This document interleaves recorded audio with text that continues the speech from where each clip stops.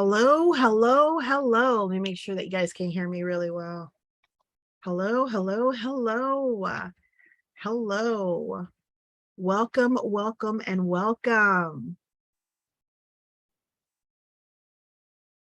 We are in week 4 of HIT 500. And once again, you guys are doing amazing.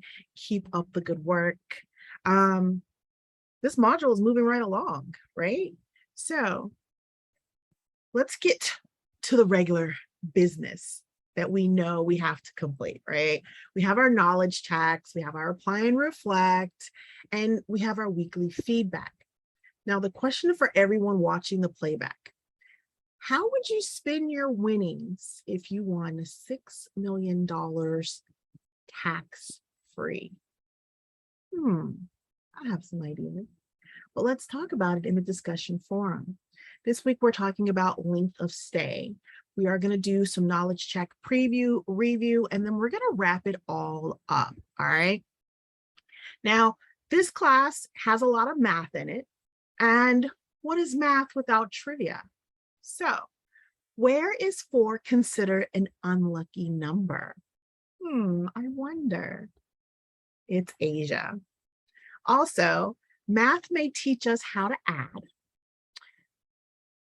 love, or subtract hate, but it does give us hope that every problem has a solution. So just keep that in mind. Math may not teach us how to add love or subtract hate, but it gives us hope that every problem does have a solution. Now, as we get ready to get into length of stay, it's a quick 44-second video that we're going to watch that just kind of puts things into a little bit of a perspective. All right. So let's take a look.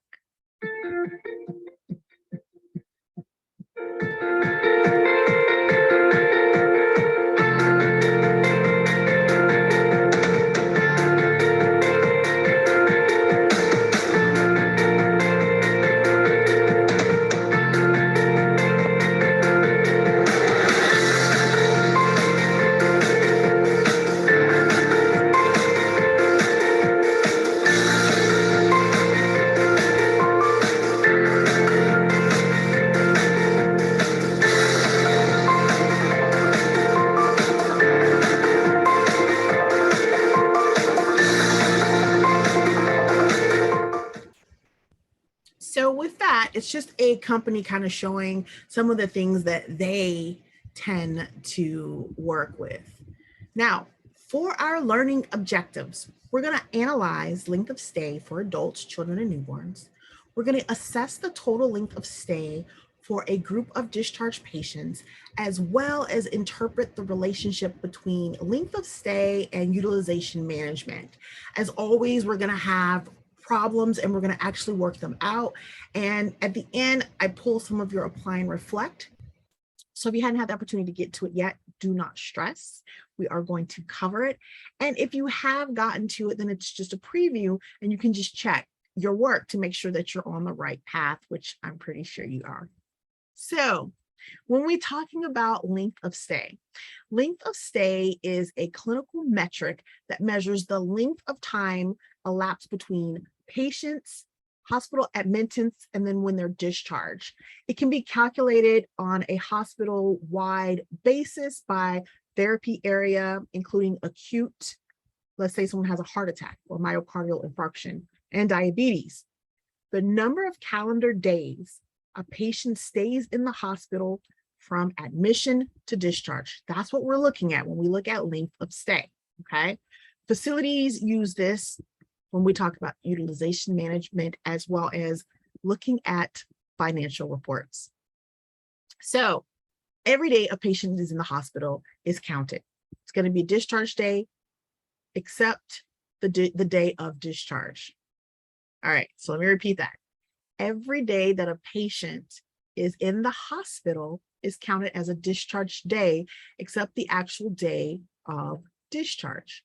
The length of stay for one patient is the date of admission, so they come into the hospital, from the date of discharge. Discharges include patient discharges alive and those who are have passed or have died. Patients admitted and discharged on the same day are considered to only have 1 day length of stay. Your total discharge days are the sum of the number of days spent in the hospital for each inpatient who has discharged during the time period. Does not matter when the patient came in, okay? The majority of patients, 75%, let's say, are discharged between 13:41 or 1:41 p.m. and 17:46, 5:46 p.m., which means like the median time or the average time between that will bring you at 15:50 or 3:50 p.m. non-civil or non-military. So what is the length of stay? When we look at different examples, you can see on the slide, it shows you count using your calendar. You only use short stay. So you're not going to have a patient that's in there 6 months and some change. That's going to be a lot. Example, you see the patient admitted on 3:30 and discharged on 4:40. Here's another example. So a patient is admitted to the hospital on March 27th and discharged on March 30th. We look at the length of stay. So we subtract March 27 from March 30th. Subtracting dates is really easily done by just looking at the calendar and kind of viewing in between those days, remembering to include March 27 as the admission day. Now, don't worry, we're going to work on this. Another method. So the other example, let's say you don't have a calendar and you're like pressed for time and you're like, I really got to get this done. You can look at the dates and list them. So 3/27 admission day, 3/28, 3/29, that gives you 3 days. Here you see 3:30, 3/31, 4/1, 4/2, 4/3. That lets me know that we have 5 days. Remember, we do not count the discharge day. Okay, we do not count the discharge day. Now, method 3. So there's a lot of ways to do this. If the admission and discharge are in the same month, then the calculation of the length of stay may also be accomplished by a simple subtraction. The day portion of the admission and the discharge dates. For example, 30 days minus 27 equals 3. So let's say the patient was there from the 27th through 30, you subtract 27 from 30 gives you 3. Here you have March stay, 31 through 30 equals 1 day, 30 minus 31. Transition from March to April. April stay, 4 through 1, you look at 3 days. Total length of stay, 1 plus 1 plus 3 equals 5. Now, trust me, we're going to work these out, I promise you. So we're calculating time spent in outpatient settings. If the hour is different, then subtract, then use method. You want to use method 3 because it's the easiest, okay? Example, if a patient arrived at 8:05 a.m. and was taken to the examining room at 8:22, subtract the minutes, 22 minus 05 gives you 17 minutes. Okay, so this is just, there's only 17 minutes. Example number 2. If a patient arrived at an outpatient clinical exam room, maybe they're going to get an eye exam, and they're there at 8:22, and the physician entered the exam room at 8:50, you calculate the length of stay utilizing the arrival to exam room to physician contact methodology. So what we do is we subtract the minute portion to calculate the length of stay. The exam room time minus the arrival time. 8:50 minus 8:22, you look at 50 minus 22, they were there for 28 minutes. Here's another example. So we're calculating the time spent in the outpatient setting again. We have subtracting 1 hour from 3:02, which will equal 2:02. Okay, so they were there 60 minutes. Now, these are just easier ways to do it. But let's say now the time is 2:62. It is still possible to subtract the 2:62 Let's say the patient came in at 111 or came in at 111. It's now 262. You'll take the 262 minus 111 will give you 1 hour and 51 minutes in which the patient's wait time was, but prior to them being seen. Okay. Here's yet another example. So we calculate the time in an outpatient setting. You subtract 1 hour again from the 302, which would equal 202. And the example I just was going over, 1 hour. Let's say they came in at 302. They stayed for a whole hour. Now it's 402. To find out the length of stay again, all you're doing is subtracting, okay? And that's what this is giving you examples of. You're just subtracting and getting those times. Here, we look at the sum of the days of stay of any group of inpatients discharged during a specific period of time. This is also called the discharge days. Here, you're just looking at the examples from when the patient was admitted, from they were discharged, and how you come up with their days. Admission day, 110, discharge day, 131, gives you your 21 days, okay? So this is a good little chart to kind of look at, but we're gonna work a little bit more because now we have to look at the average length of a patient's stay. We're looking at the time period under consideration when the patient was actually in the hospital. A lot of administrations will use this to kind of find out what's going on, looking at different trends. Maybe there's some patterns that they want to kind of figure out. Maybe there's patients in a certain area, a certain department that are staying a lot longer than expected. We also refer to this as the average duration of hospitalization. So this is the time they have been in the hospital for whatever reason, whether it is anticipated or unanticipated. Keep that in mind. So we have our average length of stay formula. Total length of stay divided by total discharges, including deaths. Okay, that is important. So you have your chart. You look at the chart and it's having a lot of statistics so you can see what's going on. All right. Here you're calculating the average length of stay for adults and children patients. Newborns are done separately. All right. Newborns are done separately. Average length of stay, you take 67,392 and you divide that by 15,672 to give you 4.3. So that lets you know that the average length of stay for this particular department of total adults and children is 4.3, 4 days in 3. All right, let's do another one. Average length of stay, total length of stay, of course, again, total discharges, including death. Here, we are calculating the average length of stay for newborn patients. Remember, these are separate. Adults are separate from children, okay? So with this, we're looking at 3,453 divided by 1,502. Here, our average length of stay for newborn patients is 2.3 days, all right? 2.3 days. All you're doing is taking your discharge days and dividing them by number of discharges. And that's going to give you your length of stay. Now, most facilities do not calculate or include newborns as you see in their formula. Newborn stay is the same length of time as their mother.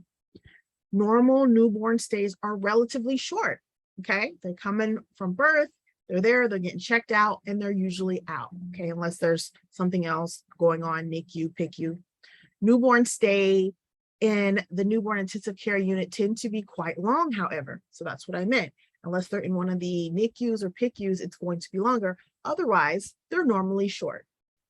So inclusion of mothers and newborns would kind of distort the total ALS, or average length of stay. So this is why we really separate the newborns from all the other discharges, okay, or average length of stays or anything else. Newborns are always by themselves, usually.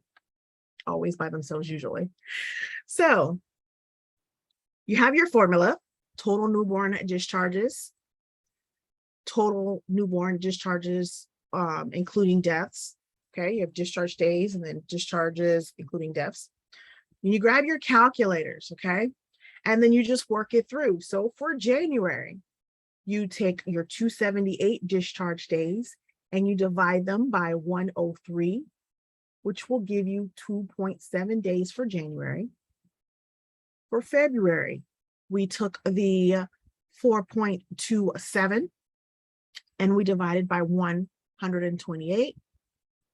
I don't know, I said 4.27, but 427 divided by 128, which gave us 3.33. Keyword, round to one decimal place. The 3 is a less than 5, making that 3.3. And then for March, we took the 247 and divided that by 107, which gave us 2.31. Once again, we're trying to get to one decimal place. So that 2.31, taking the 1 into account, is less than 5, lets us know that the average for March was 2.3. Okay, 2.3. Now we're going to kind of go over some of your apply and reflect questions. I just grabbed some that you have for this week. Now, from here on, I'm going to be grabbing apply and reflect questions. So if there's something that you're unsure of, this is the section where you'll be able to go back and kind of check your work. So for this first one, we're determining the length of stay for the following patients. We have patient A, B, C, and D, and we're just determining the length. Remember, there are 30 days in June. So for the first one, remember, same day in, same day out, 1 day. All right. Here, we're looking at 9 days. You can calculate this any way that's easier for you. If it's easy to go 625, 626, 627, 628, 629, 630, 1, 2, 3. We don't count the last discharge day, gives you 9. That's why it's important to remember that there are 30 days in June. All right. Same method, 625 through August 1st, 37 days. And then the last one, 625 through 9/2, gives you 69 days. All right. And remember, you can calculate this whichever way is most comfortable for you. But make sure that for your length of stay, you're not looking at that last day if they've been discharged that same day, okay? Now, here, we're using the information in the table below to answer the following questions. We're talking about surgery. So one of the questions was, how long was the actual surgery? All right, so surgery started at 8:35 a.m. to 9:35 a.m. Couple ways. You can take the 8:35 and subtract that from 9:35, which will give you 60 minutes. Then from 9:35 to 9:50, that was 15 minutes. 60 minutes to 15 minutes equals 75 minutes. So it took surgery 75 minutes to take place. And like I said, you can use the easiest method that works for you, because I know this is a lot of math, all right? Now, how long was the total prep time? We look at 6:12 a.m. to 7:12 a.m., which lets us know that that was 60 minutes. from 7:12 a.m. to 7:58 a.m., we know that's 46 minutes. And we're working in minutes. So you take the 60 minutes plus the 46 minutes, which will give you 106 minutes for total prep time before they went into surgery. Okay. Now, that was just our apply and reflect. If for any reason there's another problem that you need help with or something that doesn't seem right, send me an email and then I can go over it during our live session, or you can just, we can set up a time to meet and we can actually go over it that way. But keep in mind, sometimes you may have a question that someone else has as well. So it'll be beneficial if you did send me that question and I can go over it in the live session. And then anyone else that may have had that question and probably didn't, maybe are shy, then they can give that answer as well. Now, for our knowledge check review preview, I randomly grabbed 2 questions, okay? First question is determining the length of stay for the following patient. The patient admitted on June 25th and discharged on July 4th.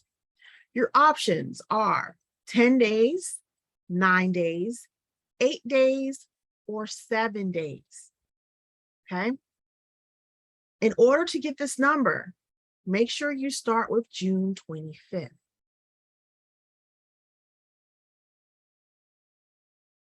And hopefully you were able to get the answer 9 days. One thing that I always keep is my little days in each month for myself. And it's just a quick reference for me. So I can be like, okay, January has 31 days. All right, July has 31 days. November has 30, just in case I come across one of these problems where, you're like, my brain has just went to mush. This way I do have like a little reference and I can get to it rather quickly. Okay, for our next question, what is the wait time for a patient who arrives at a physician's office at 8:05 a.m. and is seen by the physician at 9:15? Is it 68 minutes, 80 minutes, 60 minutes, or 70 minutes? Now, remember, the easiest way that I kind of do these calculations is by subtracting. But remember, whatever way works for you is what you do, okay? Hopefully, you got 70 minutes. So one of the things that I'm going to do is I created a quick Quizlet game. I'm going to add that into announcements so that you guys can play a little bit more if you choose to, and it'll just help hone you in on these average length of stays. The biggest thing to remember is when we talk about average length of stay, adults and children are separated from newborns, okay? And you'll see that same pattern throughout the progression of this particular course, okay? You're going to continue to see us separating adults and children from newborns. This was a very short chapter. Once again, welcome to week 4. Next week is our midterm, but remember, career services will be here in attendance and they have a lot of really good information. I highly encourage, if you can't make it to any live session, that this is the one that you want to make it to. And this is with career services. Now, for those watching the playback, we're going to talk. How would you spend your winnings if you won the $6 million tax-free lottery? Our math trivia was, where is 4 considered an unlucky number? That was Asia. And math may not teach us how to add love or subtract hate, but it does give us hope that every problem indeed has a solution. We did chapter 5, length of stay. Please, please, please work on your knowledge checks.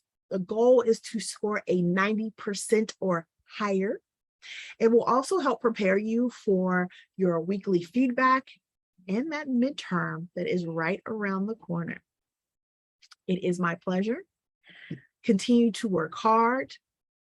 And that's all I have. If you have any other questions or concerns, don't hesitate to reach out. That's all I have. Any questions? Let me open up the chat. So if you have a question, any questions, Ms. Karen? No questions? All right. Have a wonderful, wonderful, wonderful evening. And thank you for being here.